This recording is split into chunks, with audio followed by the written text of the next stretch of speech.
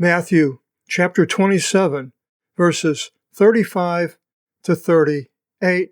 We will not be going through any Greek grammar or any special words in this chapter. Verse 35, it begins, Stavrosantes they avton, having crucified him. That means that they nailed him to a timber of some sort that stood up, and his hands were spread out.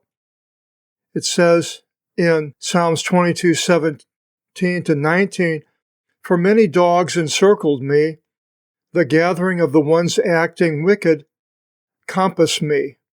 They dug into my hands and feet. They counted out all my bones, and they contested and looked upon me. They divided my garments into parts to themselves, and over my clothes they cast a lot.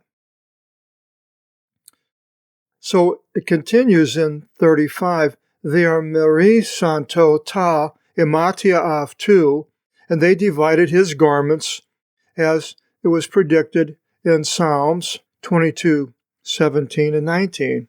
That ina plirothi torithan ipo tu profitu, the merisanto ta imatia mu iavtis. So that should be fulfilled, the thing having been spoken by the prophet. And he quotes that they divided my garments among themselves, and over my clothes they cast a lot. Now, we see more about the arguments over the soldiers on splitting the garments of Jesus in John 19:23 and 24.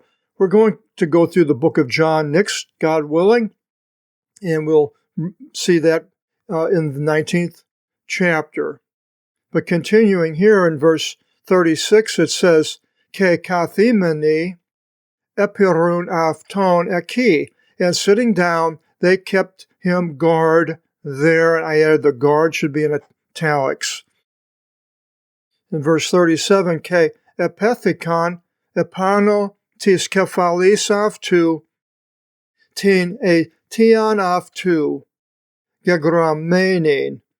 And they placed above his head his accusation having been written. The accusation was a false accusation. He wasn't guilty of anything. We see that in John 19:14, where it says by Pontius Pilate, See, I bring him to you outside, that you should know that in him not one fault I find.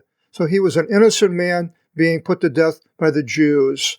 So the accusant has been written, it says, Utos estin Iisus o vasilevs ton Iudeon. This is Jesus, the King of the Jews. John 19:20 has a little more. It says, and was written Jesus the Nazarene, the King of the Jews. And it was written in Hebrew, Greek, and Roman, which would have been Latin. And it says in John 19:21 of the priests coming to Pontius Pilate and saying, Write not, the King of the Jews, but that one said, I am King of the Jews. And Pilate answered, What I have written, I have written. In verse 38, it continues, Tote stavrunte sin avto theoliste. Then were crucified with him two robbers.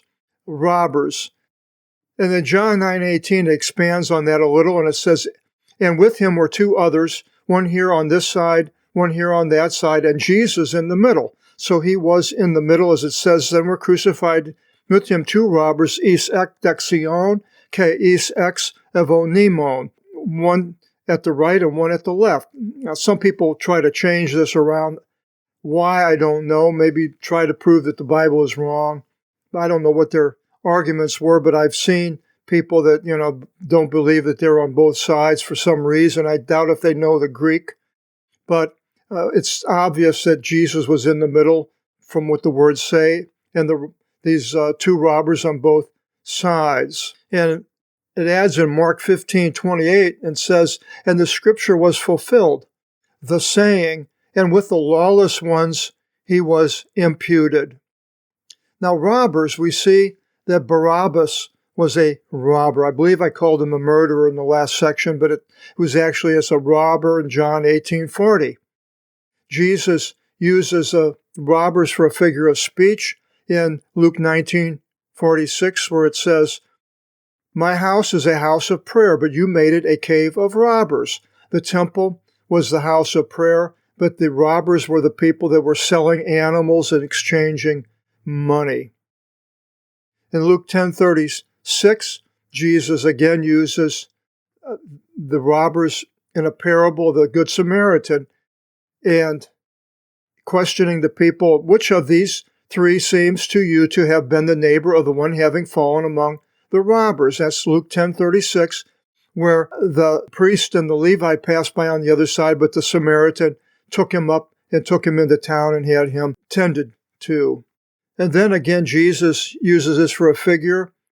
It says in John 10:1, "The one not entering through the door into the courtyard of the sheep, but ascending from elsewhere, that one is a thief and a robber."